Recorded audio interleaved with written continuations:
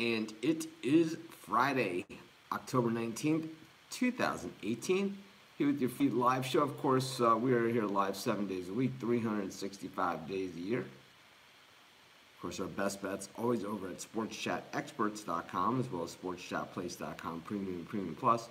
We have free picks on every single game, every single day at sportschatplace.com. Of course, it's Friday, so that means it is Free for All Friday. That means that all the picks on today's show will come from questions from you guys.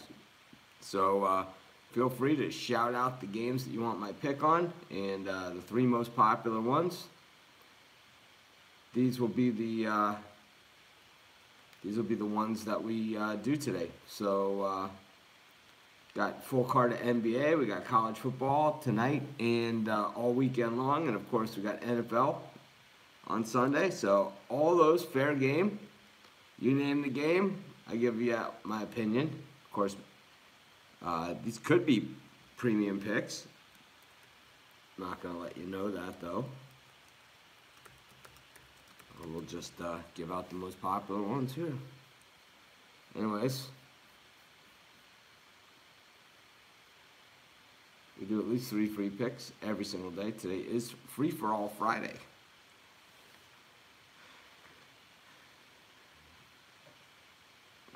Seems like it's taking everybody a little time to get here. It happens sometimes, but we'll give everyone just a couple minutes to get here. Of course, the Boston Red Sox in the World Series.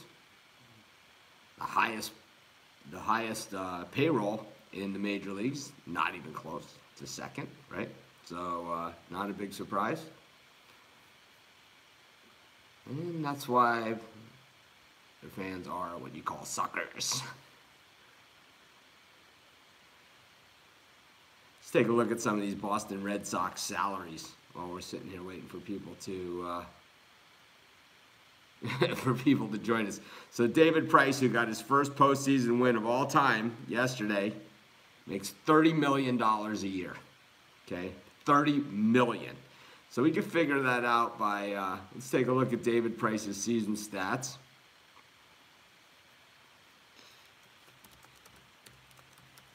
Including postseason. So, David Price's season stats for 2018. Let's see. Let's really be honest about it. We're going to get the real numbers here. So we're going to figure out how much this guy makes per pitch. That's really what we're looking at. Let's see how screwed the fans are getting here. Let's see how greedy the players are. Let's see what a sucker game pro sports is. And we want to talk about the highest payroll in all of baseball, and it's not even close. It's not even like, well, they're like 228 and someone's like 225 or something. It's way, yeah, it's going to be around $10,000 a pitch is the way this is going to work out. But because you figure he makes $30 million a year. Most pitchers start around 30 games, so it's $1 million a start that he makes. And then he's got some short ones, right, where he got rocked a couple times, right? Where he's just been crushed. And then, of course, he was, I believe he was injured this season. So I don't even think he actually played that many as you're giving him credit for. So I think he's actually probably making in the $20,000 to $25,000 a pitch range. So we're talking like, that David Price makes, we're talking David Price makes $200,000 an inning or something crazy, or more. So let's figure out exactly what he made this season so far. Because he's also got, postseason bonuses and all kinds of stuff like that, right? So let's figure out what a joke this team is. Okay? If this is why you love sports, and you and me, we don't agree on something, I'll tell you that much. So let's see. David Price makes. Okay, David Price threw. Oh, it's not saying on here.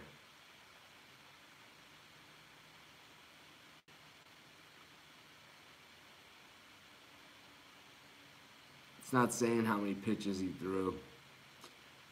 He pitched 176 innings. Oh, here we go. 151. So he had 151 plus 70 is 221.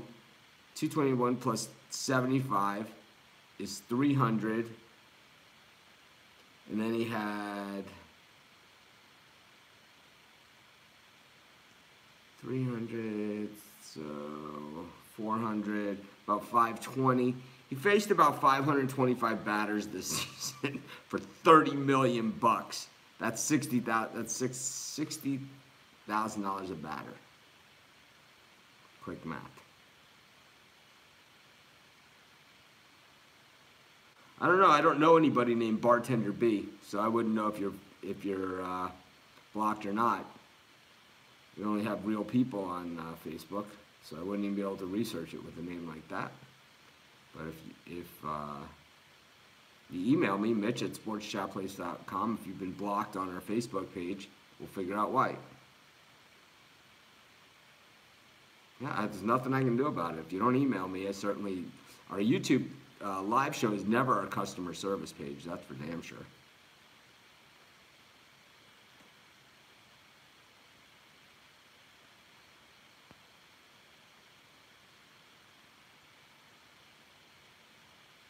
Yeah, the Red Sox don't sign criminals. They just had a racist owner for about 70 years. That's right. Last team to have black players, Boston Red Sox.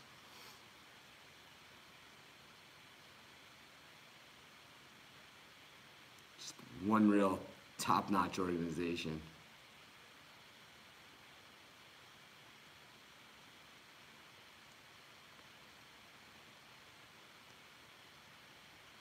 Real class fans.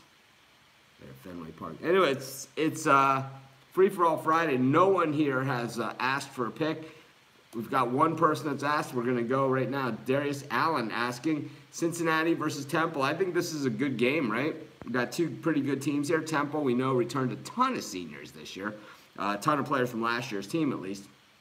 And this was a team that was really strong during the second half of the season. Meanwhile, the Bearcats are undefeated, and look out. It's like, I know they got a couple of tough games ahead of them, but man, look at Cincinnati here. They could possibly run the table.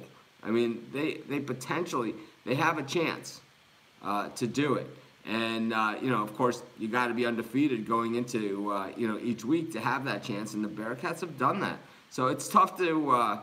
For me, it's just tough to go against them because we haven't seen any weakness. Of course, they have South Florida and UCF later on the schedule. Yeah, Andrew, you want to give your picks, you can either have your own show or you can go over to our Facebook page and give out your opinions all you want, but this is actually my show. So we're going to keep it that way. And you'll be able to give your picks out either in the Facebook group or your own show or your own page or your own website if you want. I encourage you to do that. But this is my show. So I get up at 4 o'clock in the morning to get ready for the show. The show's at 5 o'clock my time, and it's my show.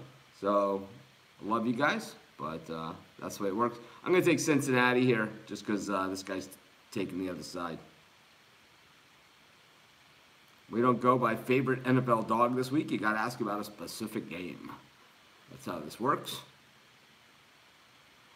I'm going to take Cincinnati. Of course, we do at least 3 free picks every single day. I do podcasts, several podcasts. I did another podcast last night, so hopefully you guys are subscribed to the podcast on iTunes or on Google Podcast or on Stitcher, or you can follow us on the SoundCloud.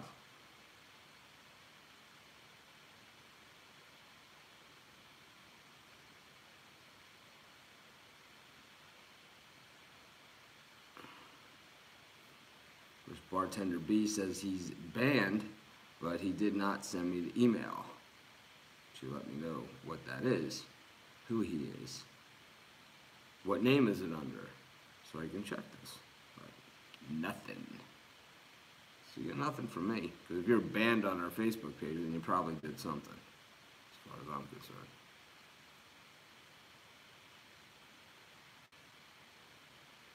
Will they let down like they did versus Florida? Who's they? Man, this is, you guys got to put it together for me. Let's see. Let's see what else we got here.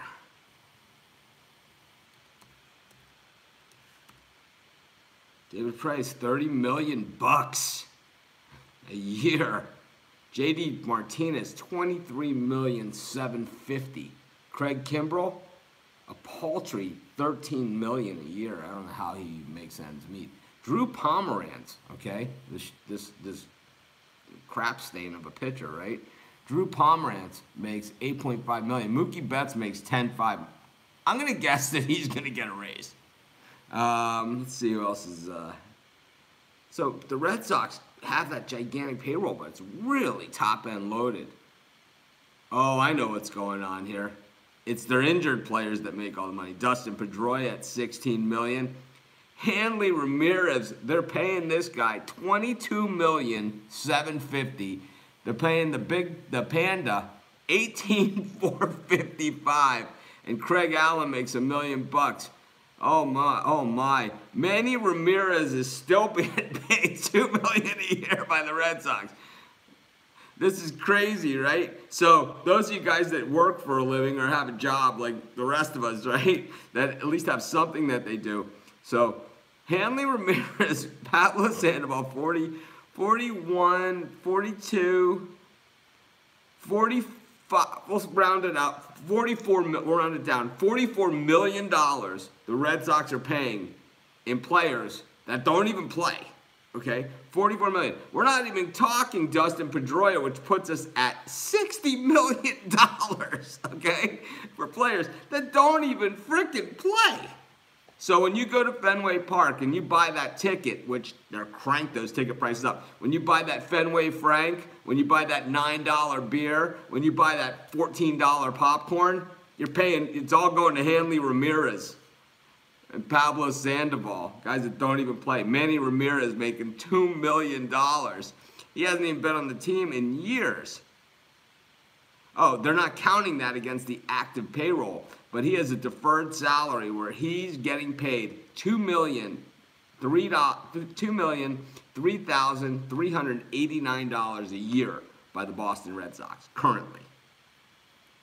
Enjoy that Fenway Frank, Red Sox fans. That's what I gotta say. Let's look at these games. Yeah, Kevin Lima obviously doesn't watch my videos. So what we're going to do, we're going to delete him, and he can go back and watch the video. Ah, man. I love sports, but I hate what people like the Boston Red Sox do to it. Dedicated my life to sports, right? I'm up at 5 o'clock doing the show every day. It's like, let's not really play sports. Let's just pay guys a shit ton of money, and we'll just overspend. What we'll do is we'll stick it to the fans, and we'll let them act like they've done something. It's like they don't give a shit about you. I'll tell you that much. They give two shits. All right.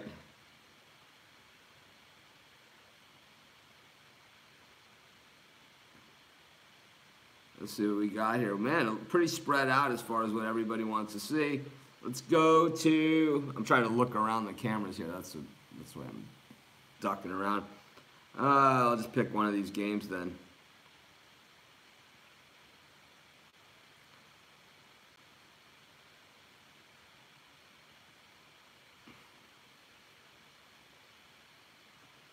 Let's see.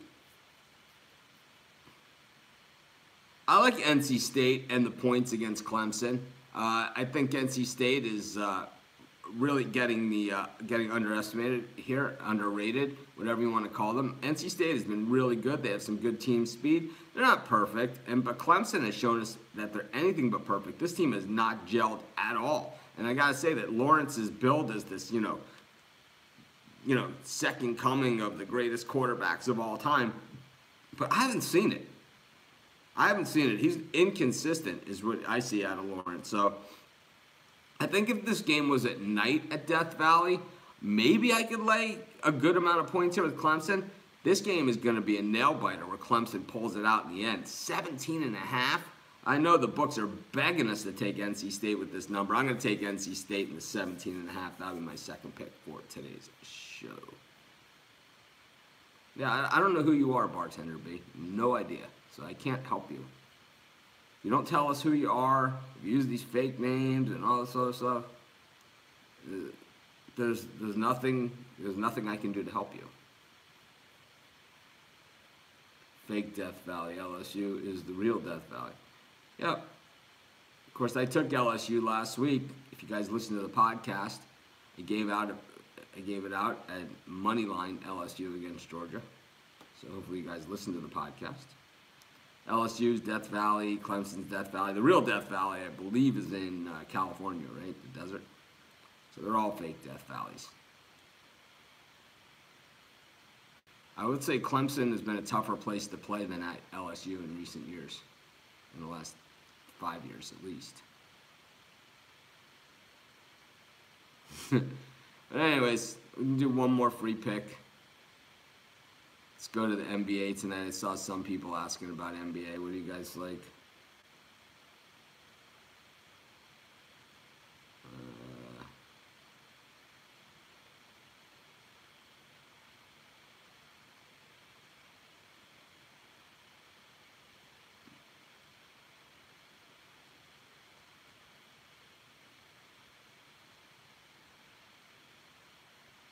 Celtics Raptors seems to be the game that people care the most about.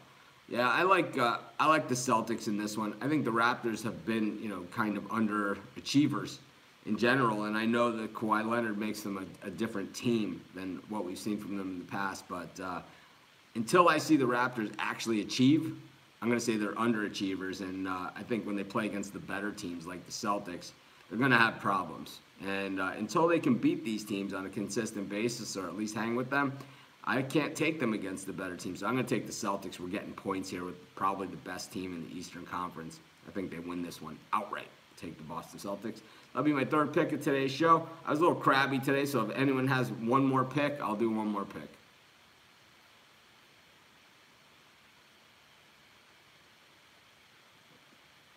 Joe Finney wants the White Sox to spend more money. Let's ruin sports more. Pay more money. Ruin sports. It's like, just ridiculous.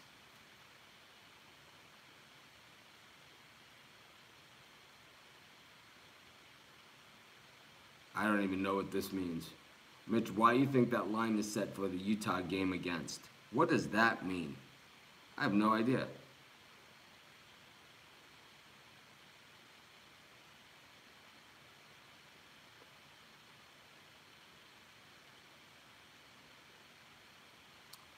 I don't know what that means. We'll go one more.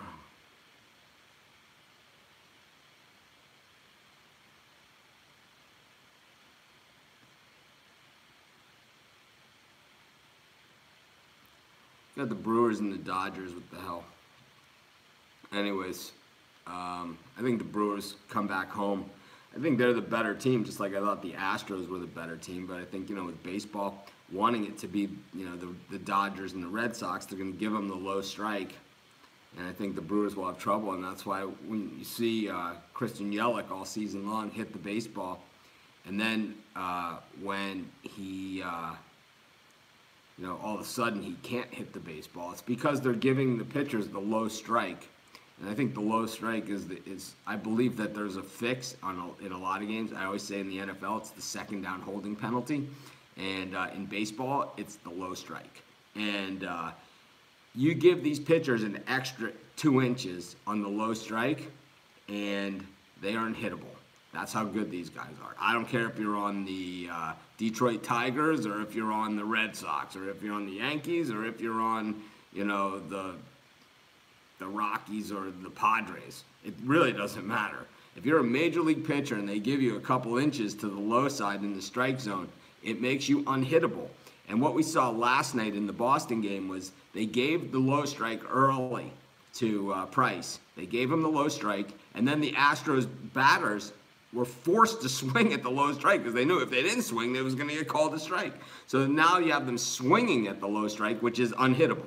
So I think what we have to do is in this Dodgers-Brewers game is I like the Brewers, and that will be my play, but I think what we do is we watch the umpiring early, the first 2 to 3 innings of the game. If they're giving the low strike to Ryu early, then you have to in-game it and go the other direction, because that's what they've done in this series. In both the series, the teams in the bigger TV markets have gotten the low strike, and when you give the low strike in baseball, it makes these pitchers unhittable. So I'm going to say we take the Brewers, we watch the strike zone in the first 3 innings, and we see exactly where these are going. If they're calling that low strike, what you'll see after that, we saw Bregman, everybody was swinging at him last night in Houston because, all right, here we go.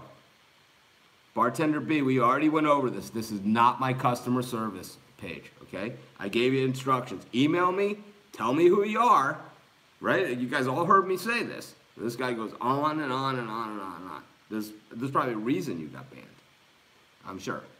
Anyways, so that's what we're going to do in this game, and I'll tell you, this is the way baseball is now. It all started with Jake Arrieta a few years ago in Chicago. Remember when he had that huge winning streak and they were giving him the low strike? I mean, finally, managers started coming out of the dugout of the other team, and they're just like, if you're going to give him that pitch, we should just stop the game because we can't win. We saw it last night in Houston. They gave Price the low strike early, and then all of a sudden the Astros had to swing at it, and they can't hit it. So if we see it in today in Milwaukee, I like Milwaukee. I think that's where the value is, always on the better team. But, you know, Christian Yelich, was one of the best hitters in baseball this year, but he can't hit the low strike either. Nobody can. Mike Trout can't hit it. Bryce Harper can't hit it. Nobody can hit the low strike in baseball, not the way these guys throw. So we will take the Brewers. We'll watch that strike zone. If they are giving the low strike, we'll flip in a hurry and get the in-game on the Dodgers as cheaply as we can to, at the minimum, hedge out of this thing. Anyways, this is Mitch. Thanks for joining me. Have a great day. I'll see you guys tomorrow for college football Saturday. Hopefully I'm in a better mood.